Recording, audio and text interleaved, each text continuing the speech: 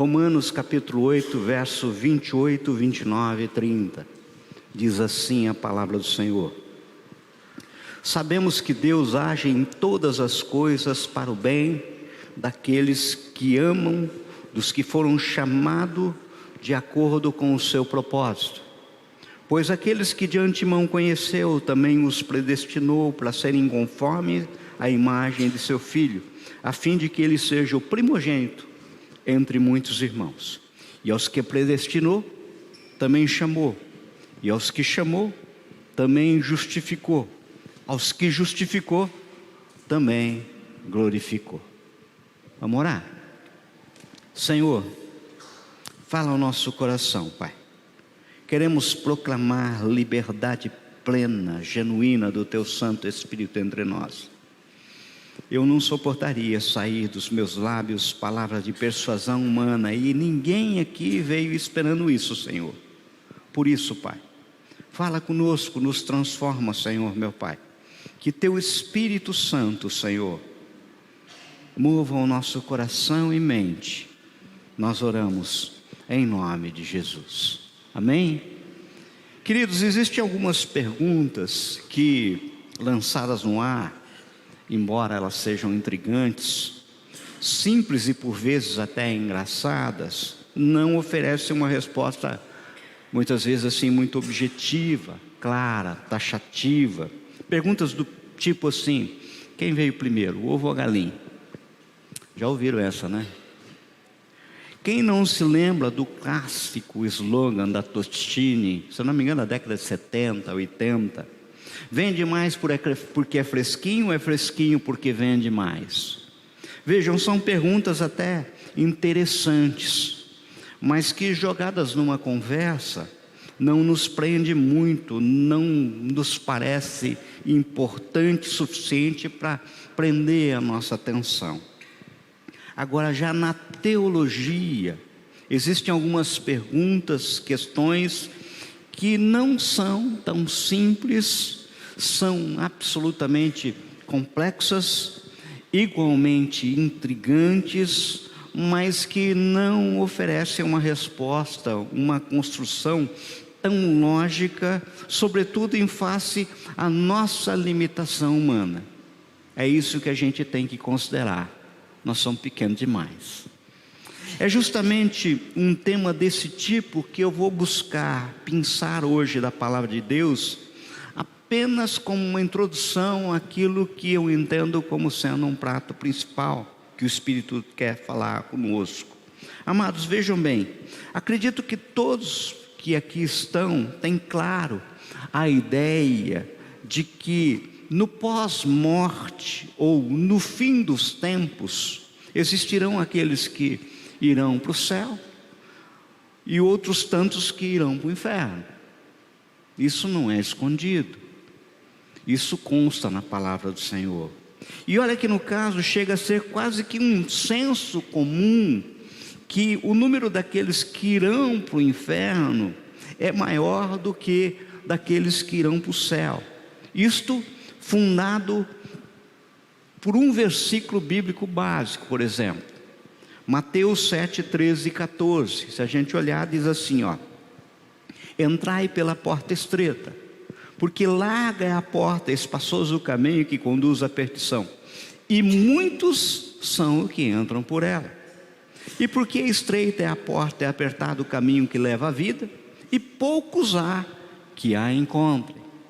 Vejam, a questão quanto à discussão desse processo de ir para o céu ou ir para o inferno, ou seja, dessa experiência de salvação que é a promessa da Bíblia, é a promessa da palavra do Senhor, acontece desde sempre. E no caso, na tradição cristã, há algumas teorias a respeito de quem é que vai para o céu e de quem é que vai para o inferno.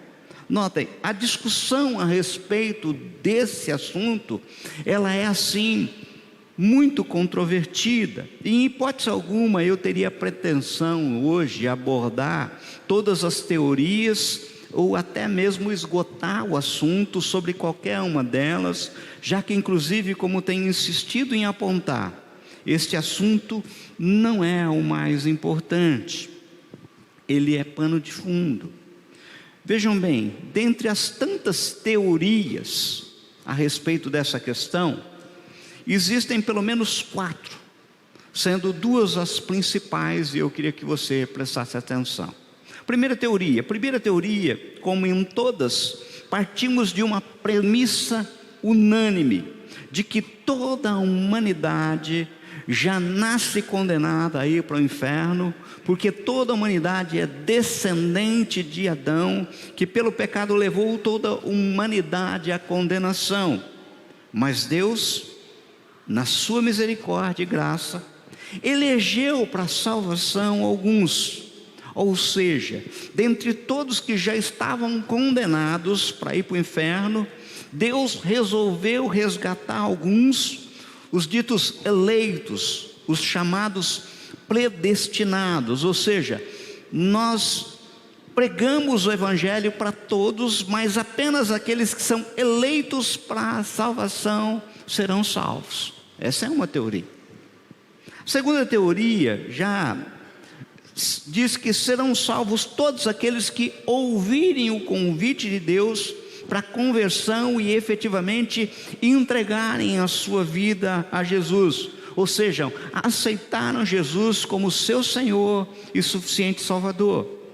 Ou seja, do mesmo modo da primeira teoria, toda a humanidade está condenada ao inferno, mas nós vamos pregar o Evangelho e todo aquele que crê será salvo. Quem não crê já está condenado. Não é quem não crê será condenado. Não, ele já está condenado. Por isso é a afirmação de João 3,18.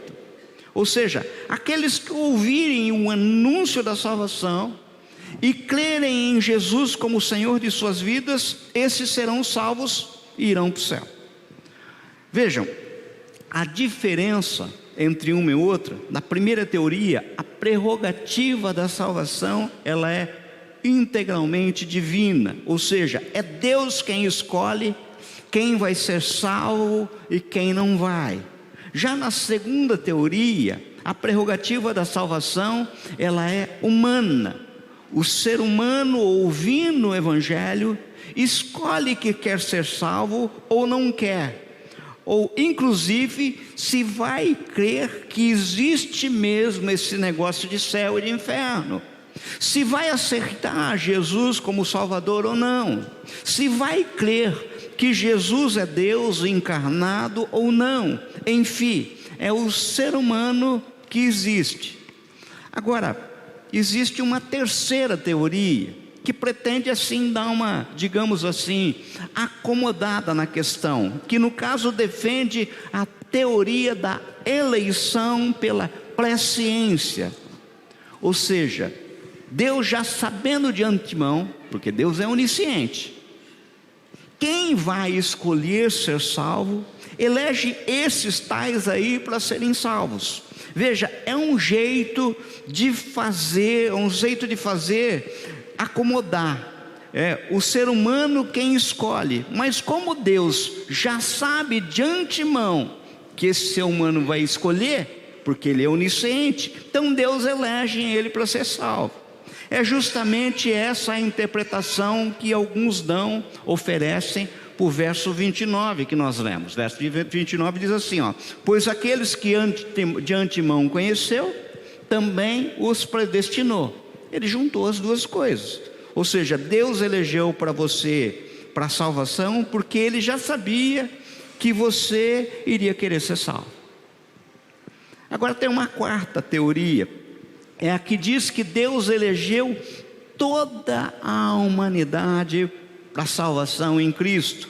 É a teoria que vai compreender que assim como o pecado de Adão condenou todos os homens, o ato de obediência de Jesus em sua morte de cruz justificou, redimiu todo mundo, e que então toda a humanidade será salva por causa de Cristo Jesus.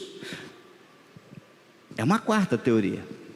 Vejam, todas essas teorias são fundadas em versículos bíblicos. Eu não estou aqui dizendo assim, ó, a invenção de Dionísio, não.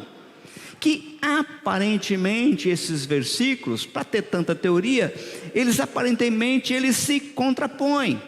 E daí nós temos que combinar a soberania de Deus e o livre-arbítrio dos homens. Mas isso, segundo Augusto Nicodemos, é absolutamente impossível. Nós não conseguimos entender tamanha complexidade das coisas divinas. É aquilo que chamamos de antinomia, quando existe uma contradição entre duas preposições igualmente críveis, igualmente coerentes, igualmente lógicas, mas que chegam a conclusões que parecem contradizer uma a outra. Existem muitas outras antinomias na Bíblia, por exemplo. A doutrina da Trindade é uma antinomia. Vocês vão encontrar um monte de versículos que dizem que existe só um Deus, Ele é o único Deus verdadeiro. Você vai encontrar lá: ouve Israel, o Senhor nosso Deus é o único Senhor. Mas aí você encontra um monte de versículo que diz que tem um ser chamado Pai, que é Deus, tem um ser chamado Filho, que também é Deus, tem um ser chamado Espírito Santo, que também é Deus. E daí você fica doido, porque espera aí, existe um só Deus, sabe? Mas existem 3 pessoas que aparecem na Bíblia que são chamados Deus. Como é que eu combino essas coisas? Você não combina. É aquilo que nós chamamos de mistério. Ele é revelado. Você tem que aceitar que há um só Deus, que subsiste em 3 pessoas. Não é um Deus de 3 cabeças, não são 3 deuses, não é um Deus que se manifesta de 3 formas diferentes. São 3 pessoas distintas que são um único Deus verdadeiro. Ou seja, na matemática de Deus, 1 mais 1 mais 1 é 1. Na nossa matemática a gente faz 1 mais 1 mais 1 é 3. Ou seja, por isso a gente fica confuso. Nossa lógica não acompanha. Nós somos muito pequenos.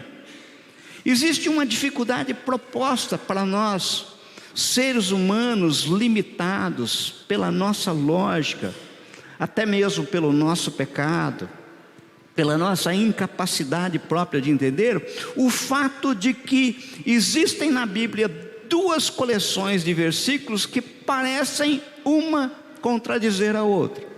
No caso, se observarmos a Bíblia Sagrada, nós veremos muitos versículos que sustentam a teoria da predestinação, eleição, teoria defendida aqui pelos calvinistas reformados. Ou seja, de um lado, nós temos uma lista de versículos que afirmam: Deus é soberano, Deus determinou tudo que existe, que Deus predestinou aqueles que Ele quis para salvar, que Deus escolheu quem Ele quis ser salvo, de que quem Deus não escolheu, esse não vai ser salvo, que só os eleitos entrarão no reino de Deus. Ou seja, existe uma dezena de versículos que apontam exatamente isso. Se você for rápido de endereço, dá para você acompanhar no telão. Por exemplo, eu separei alguns versículos que sustentam isso. Atos dos Apóstolos 13:48, ó. Ouvindo isso, os gentios alegraram-se e bendisseram a palavra do Senhor e creram todos os que haviam sido designados para a vida eterna. Efésios 1:4-5, porque Deus nos escolheu nele antes da criação do mundo, para sermos santos e irrepreensíveis em sua presença, em amor, nos predestinou para sermos adotados como filhos, por meio de Jesus Cristo, conforme o bom propósito da sua vontade. 2 Tessalonicenses 2:13, mas nós devemos sempre dar graças a Deus por vocês, irmãos amados pelo Senhor, porque desde o princípio Deus os escolheu para serem salvos, mediante a obra santificadora do Espírito e a fé na verdade. O Evangelho de Marcos, capítulo 13, verso 27. E ele enviará os seus anjos e reunirá os seus eleitos dos quatro ventos, dos confins da terra até os confins do céu. Carta de Paulo a Efésios 2:8. Pois vocês são salvos pela graça, por meio da fé, e isso não vem de vocês, é dom de Deus. E nós poderíamos separar muitos outros versículos que têm mais ou menos a mesma diretriz. Por outro lado, do mesmo modo, a mesma Bíblia tem uma coleção de versículos que parecem atribuir ao homem aquilo que é proclamado como livre-arbítrio, teoria defendida pelos arminianos. São versículos do tipo assim: quem se arrepender será salvo. Tornai-vos para mim e eu tornarei para vós outros. Aqueles que perseverarem até o fim, este será salvo. Vinde a mim todos vós que estão cansados, e eu vos aliviarei. Eis que estou à porta e bato, se alguém ouvir a minha voz e abrir, entrarei e cearei. E a gente tem um monte de versículos. Dá uma olhada aí, olha. 1 Timóteo, capítulo 2, verso 3 e 6, diz assim, ó: isso é bom e agradável perante Deus, nosso Salvador, que deseja que todos os homens sejam salvos e cheguem ao conhecimento da verdade. Pois há um só Deus, um só mediador entre Deus e os homens, o homem em Cristo Jesus, o qual se entregou a si mesmo como resgate por todos. Esse foi testemunho dado em seu próprio tempo. Primeira carta de João, capítulo 2, verso 2, diz assim, ó: ele é a propiciação pelos nossos pecados, e não somente pelos nossos, mas também pelos pecados de todo mundo. João 3,16: porque Deus tanto amou o mundo que deu o seu Filho unigênito, para que todo o que nele crer não pereça, mas tenha vida eterna. Mateus 23:37: Jerusalém, Jerusalém, você que mata profeta e apedreja os que lhe são enviados, quantas vezes eu quis os seus filhos, como a galinha reúne os seus pintinhos debaixo das suas asas, mas vocês não quiseram.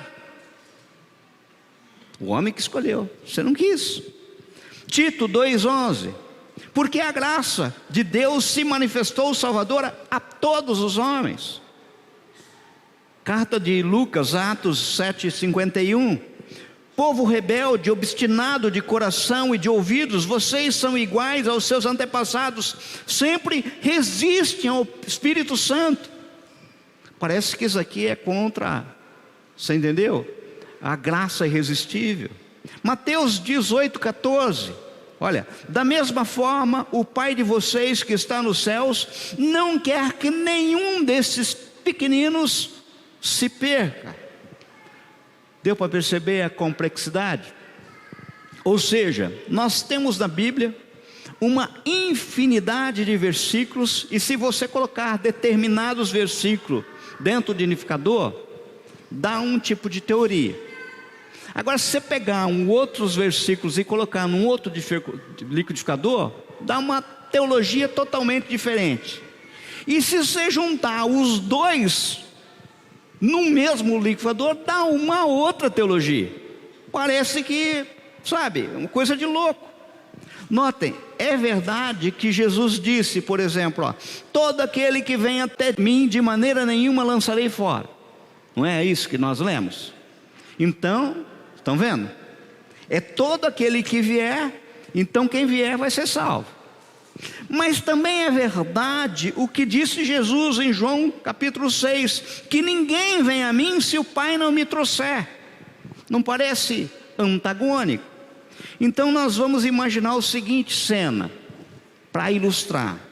Você morre hoje, chega nos portões do céu, não vê o seu nome na lista que está lá no anjo porteiro, vai procurar como é o seu nome, tal, você não está na lista, sabe? Olha, eu não acreditei, embora tenha tentado, dado oportunidade para isso. Sabe, eu até frequentei a igreja bíblica aos pés da cruz por 3 anos.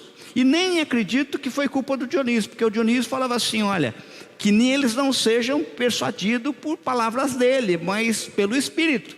Mas o que aconteceu foi o seguinte, não deu certo. O Espírito não me convenceu, então por isso eu não estou na lista. Daí o anjo vai dizer assim, olha, foi porque o Espírito Santo não conseguiu convencer você mesmo? Não. Provavelmente o anjo vai responder, ó, você não creu, você não foi convencido, porque você não era um eleito. Pois se você fosse eleito, você certamente teria sido crido, teria sido convertido. Notem que todo questionamento dessas teorias que eu vos apresento nessa noite como pano de fundo, e pode até tumultuar a nossa mente, em hipótese alguma, preste atenção nisso, em hipótese alguma muda alguma coisa em relação a mim, a você, com relação ao pós-morte, ir para o céu ou para o inferno. Eu pergunto para você, o saber se uma dessas teorias é verdadeira ou não, se ela é mentirosa ou não, se pode ser conciliada ou não, muda alguma coisa efetivamente na tua vida hoje? Mas por que eu estou apontando essa conclusão? Perceba, uma pergunta hoje para mim e para você é: você quer a salvação e está preocupado com a sua salvação? Se eu perguntar para você hoje, fala assim, você quer a salvação? Você está preocupado com a salvação? Você tem isso como primazia? Veja, se a sua resposta for sim, você pode ficar tranquilo, porque você é um eleito, um predestinado, pois caso contrário, você não desejaria a salvação e não estaria preocupado com ela. E mesmo que não houvesse a tal eleição, predestinação, você mesmo assim poderia ficar tranquilo, pois bastaria você aceitar Jesus como único Senhor, Salvador da sua vida, e estaria tudo resolvido. Agora, se a sua resposta for não, é porque você não é um eleito, um predestinado, pois caso contrário você desejaria salvação.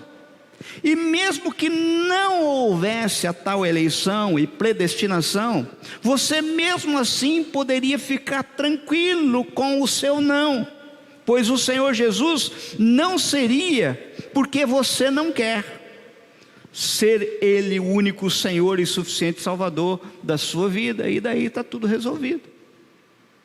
Você percebe que do ponto de vista prático, sabe, eu não estou diminuindo a importância teológica, mas do ponto de vista prático, as coisas indiferem.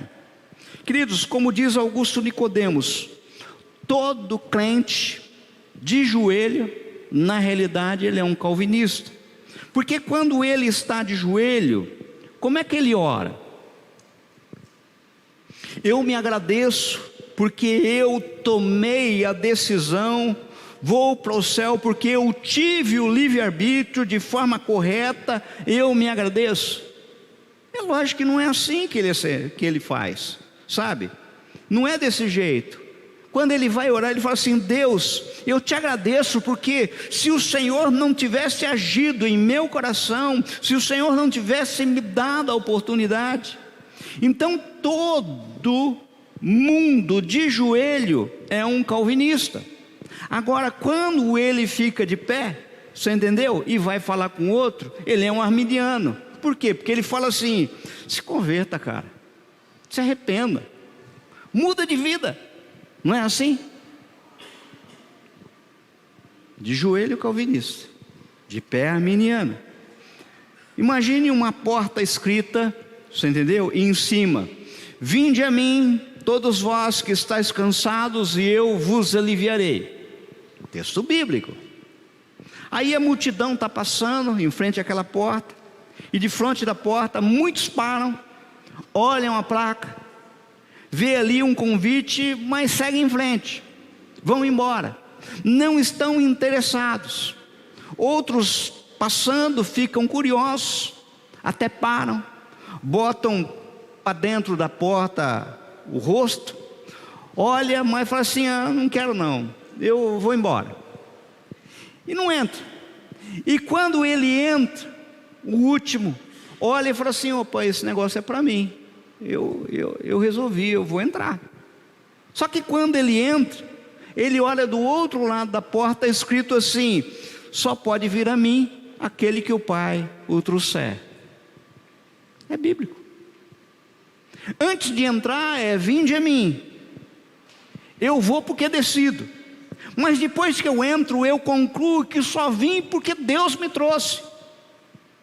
Queridos, vocês não estão aqui, tá? Porque vocês querem. Mas como isso? Opa, pera, entenda a soberania do Senhor. Ou seja, as duas coisas combinam. Elas não se explicam. Não há uma explicação lógica para isso.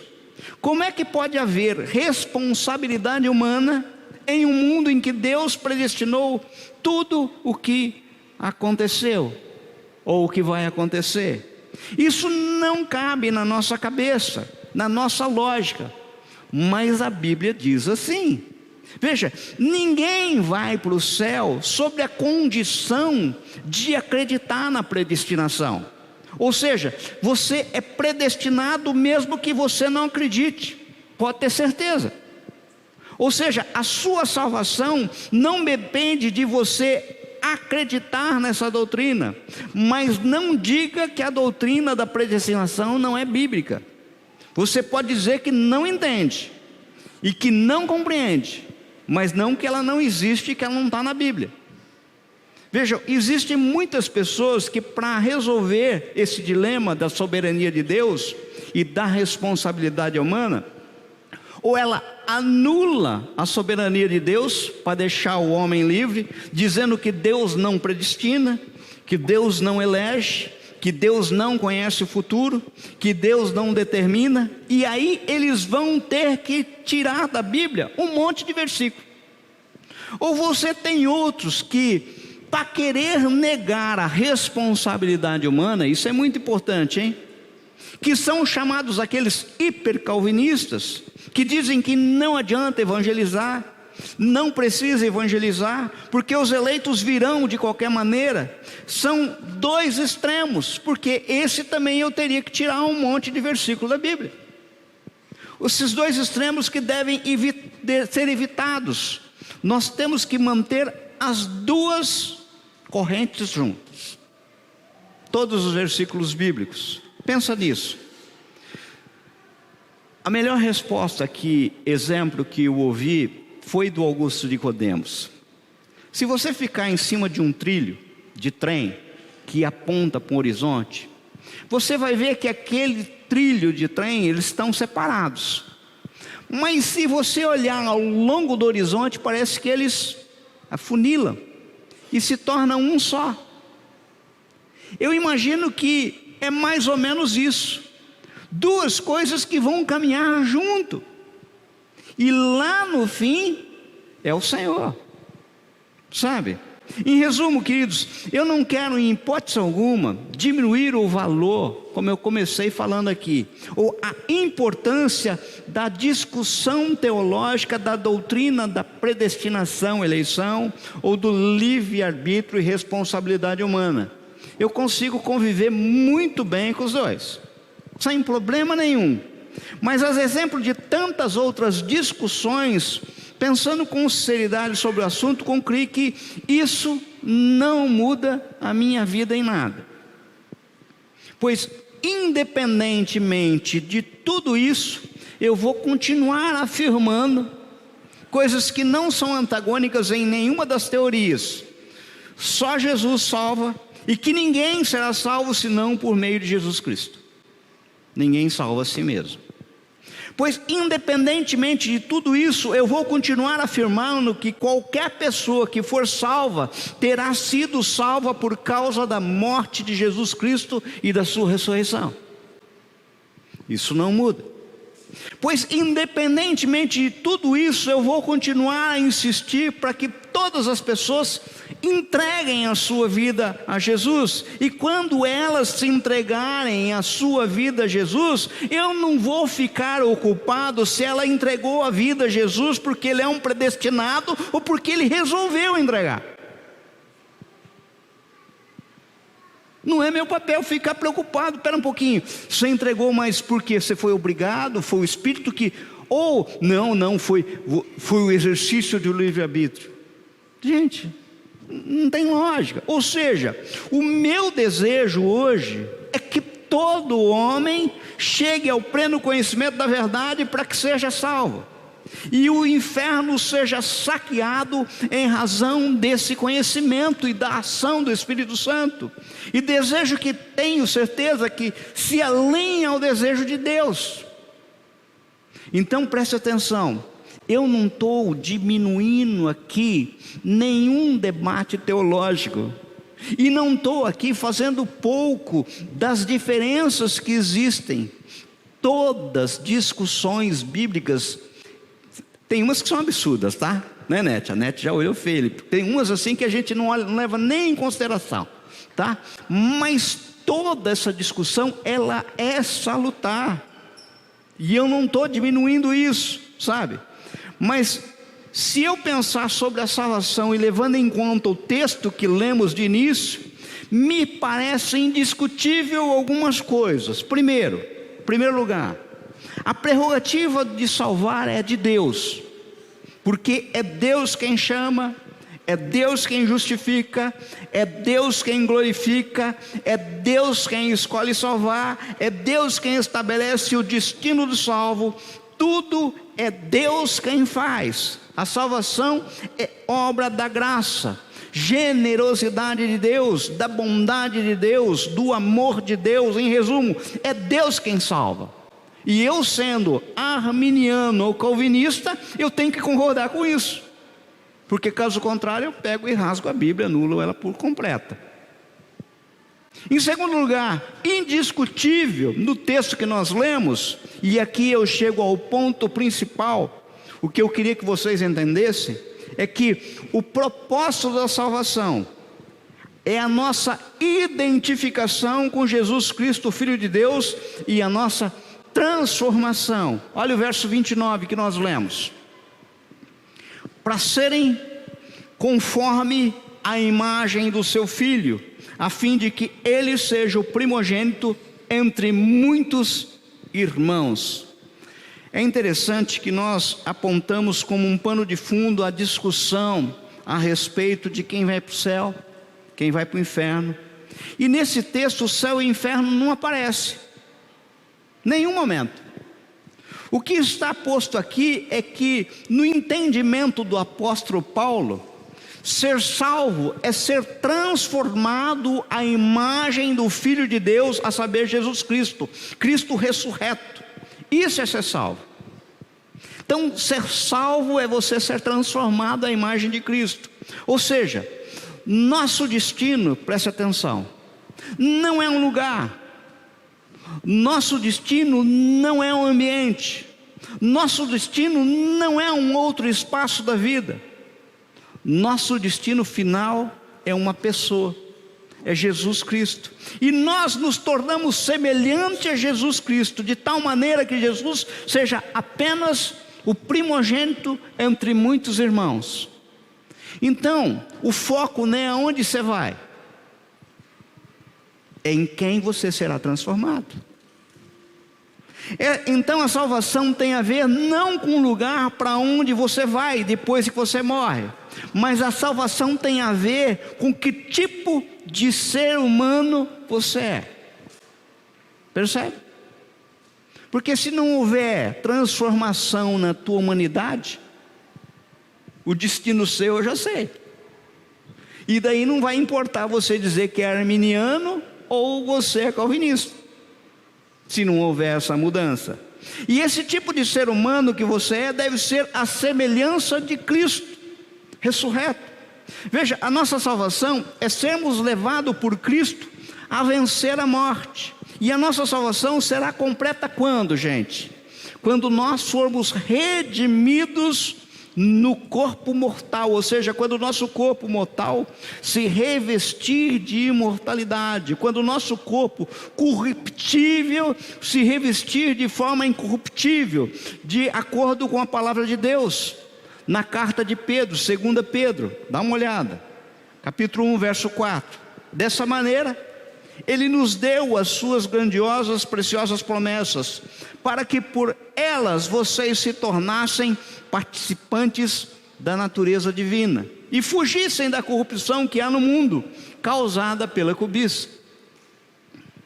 Ou seja, a salvação é a nossa transformação na imagem de Cristo.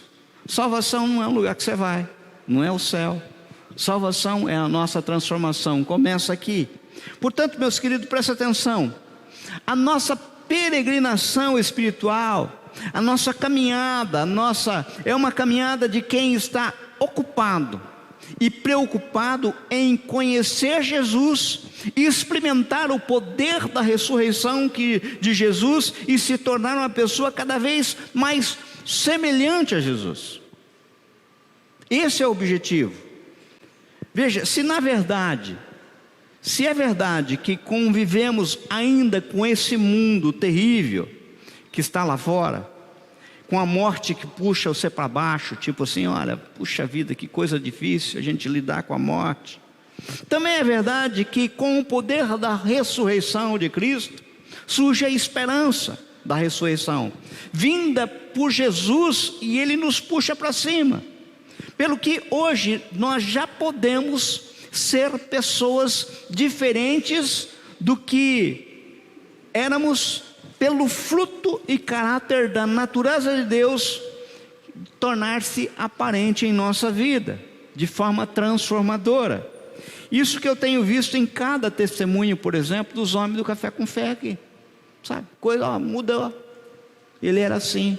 Já ouvi muitas e muitas mulheres dizendo, meu marido hoje é uma bênção, ele foi transformado, sabe? Hoje ele é um verdadeiro protetor, provedor, ele entende isso. Entenda, nós podemos, com base nisso, amar um amor genuíno. Nós podemos ter o nosso sentido de justiça apurado por um senso do céu. Ou seja, nós podemos sim praticar o bem. Nós podemos ser pessoas melhores, que distribuam vida. Isso porque Deus já pode agir em nós, através do Espírito Santo. Ou seja, eu preciso e eu creio que Deus pode nessa noite dar a mão para mim e falar assim, deixa eu dar a mão para o Dionísio. Às vezes aquele cara está meio caidinho, deixa eu dar a mão, estender a mão para ele, para ver se eu levanto ele, sabe? Aquela condição miserável de homem que é, sabe? Porque o bem que eu desejo fazer eu não faço, mas o mal me segue todos os dias, sabe? E ele pode ser liberto a partir desse momento. Isso é evangelho. Isso é o objetivo. Pregar o evangelho é transformar-se as pessoas à imagem de Cristo. Veja, a preocupação central não é saber se eu vou para o céu ou não. É lógico que eu quero ir, né? Se a gente idealizar, pensar. Mas a minha preocupação central é que tipo de ser humano eu sou, uma vez que eu creio. Que tipo de ser humano eu tenho me tornado, uma vez que o propósito de Deus ao me chamar, não foi levar para o céu, mas de transformar a imagem de Cristo. Você já pensou nisso? Sabe? Então a minha peregrinação, a minha caminhada nessa vida deve ser feita como olhando o espelho. E isso muda tudo. Isso é diferente. Isso porque meus sentidos passam em lindas circunstâncias. Sabe? Eu estou doente, eu não estou doente, eu tenho dinheiro, eu não tenho dinheiro, sabe? Eu estou legal com a minha mulher, com os meus filhos, eu não estou legal com as minhas mulheres, com meus filhos, sabe? Fulano me machucou, eu estou sendo vítima de fofoca, etc. Muda o sentido. A cada dia que eu olho no espelho, sem máscara, com interesse de coração, eu fico a perguntar o quão distante muitas vezes eu estou de Cristo Jesus. E daí isso tem que gerar em mim, ou por escolha, se você entender que você é arminiano, ou provocado pelo Santo Espírito de Deus, de qualquer forma, até sendo predestinado. Um santo inconformismo, dizendo assim: que porcaria de homem que eu sou,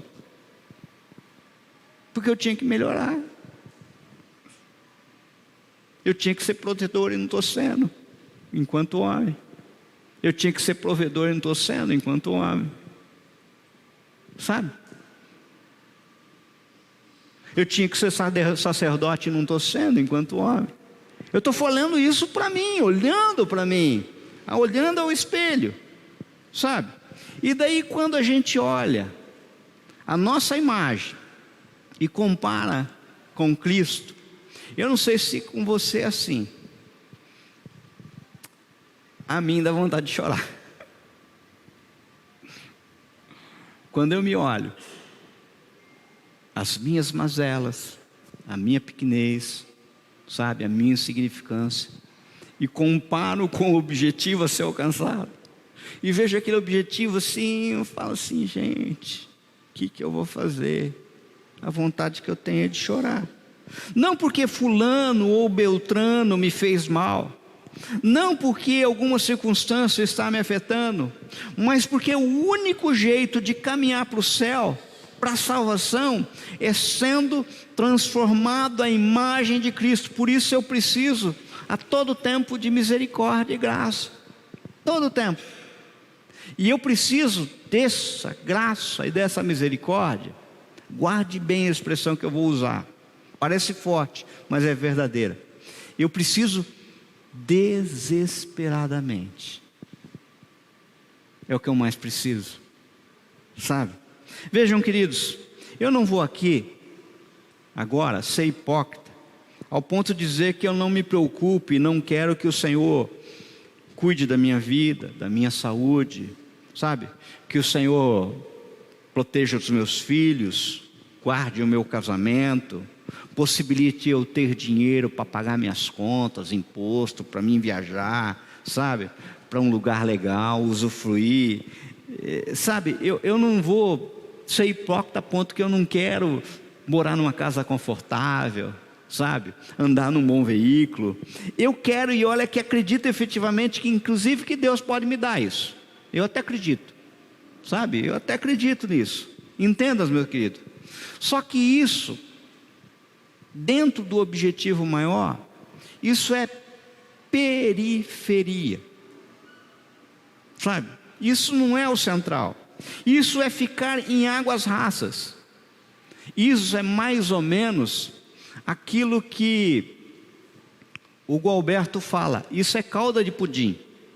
Ninguém entra numa padaria para pedir pudim e fala assim: ó, só tem calda de pudim aí? Me dá por favor um pouquinho de calda de pudim. Não, você vai e pede o pudim, e o pudim vem com calda. Calda é acessório, sabe?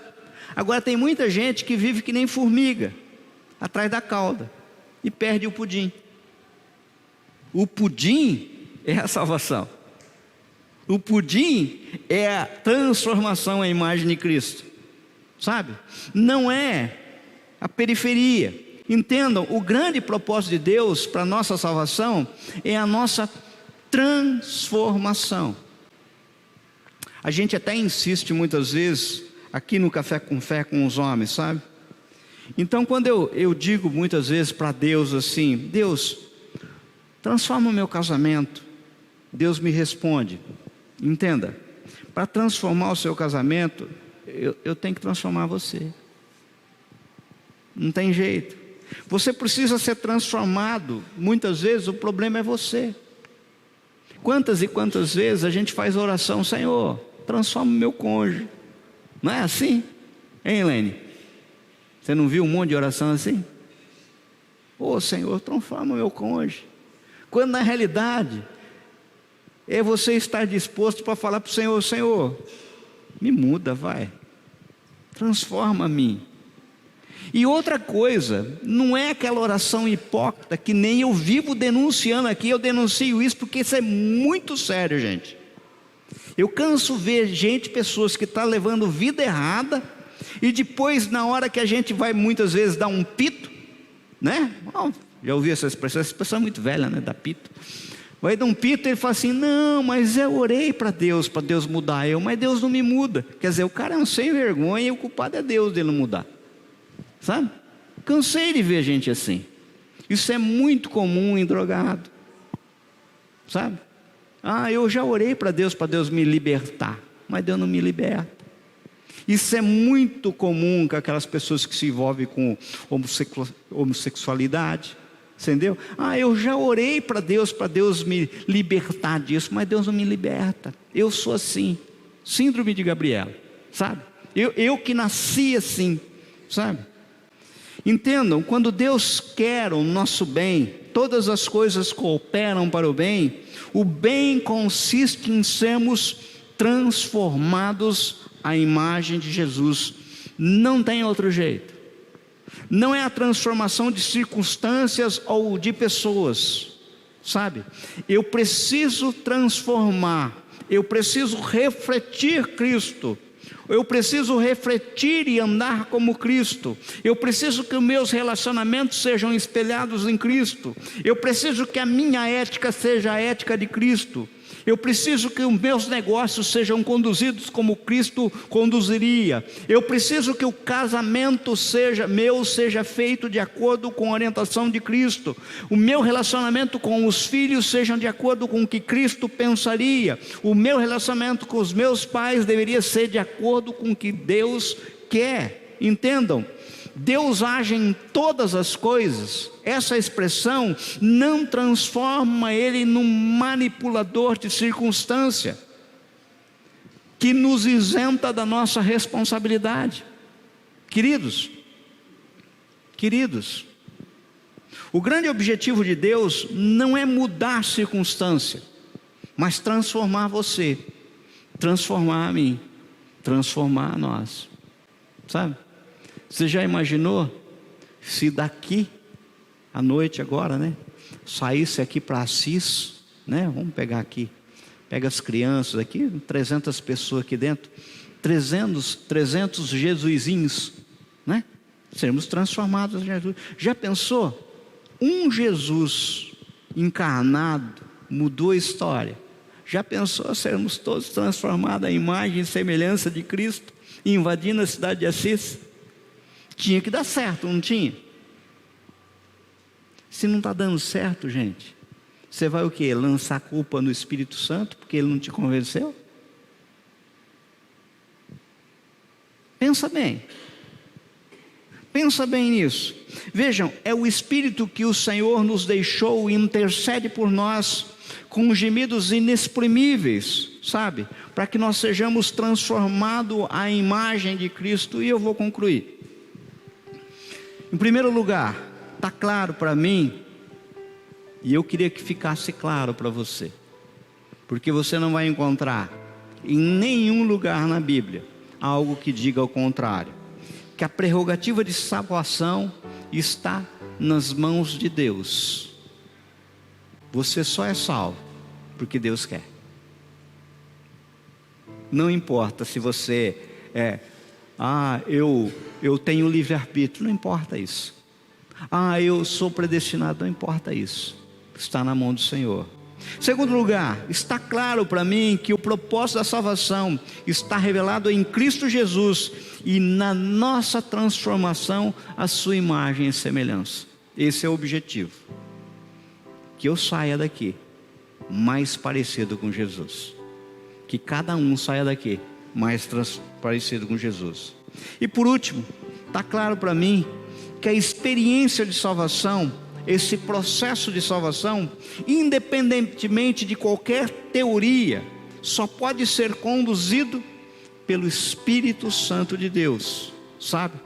A dinâmica da salvação é plano do Senhor, conduzido pelo Espírito Santo, é obra do Espírito Santo.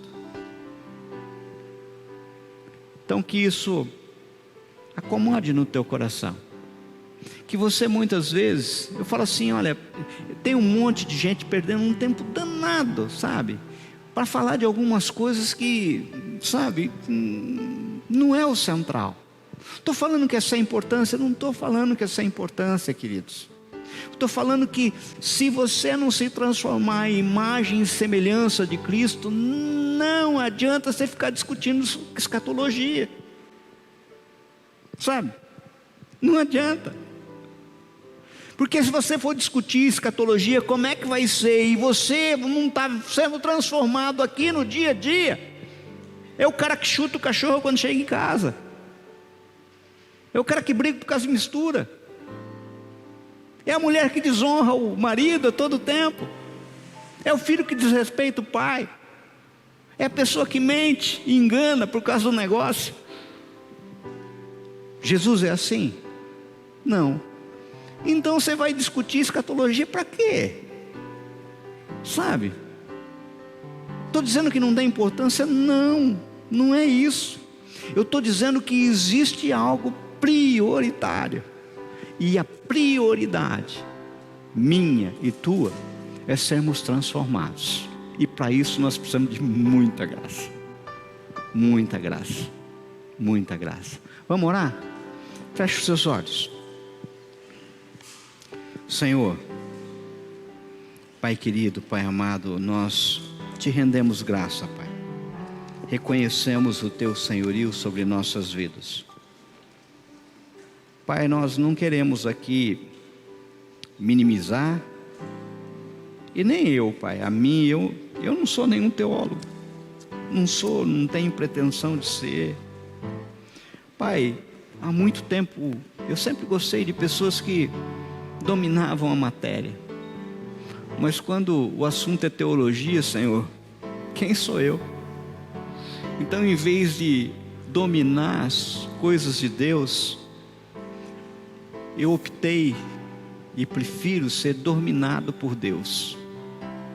E que cada um aqui, Senhor meu Pai, tenha essa mesma opção de ser dominado pelo Espírito Santo, completamente dominado pelo Espírito Santo. E que isso, Senhor meu Pai, conduza a uma transformação. E essa transformação não pode ser outra, senão nós sermos transformados à imagem e semelhança do teu Filho amado Jesus. Faz isso, Senhor, para louvor da tua glória, para a alegria do nosso coração. Nós oramos em nome de Jesus. Amém?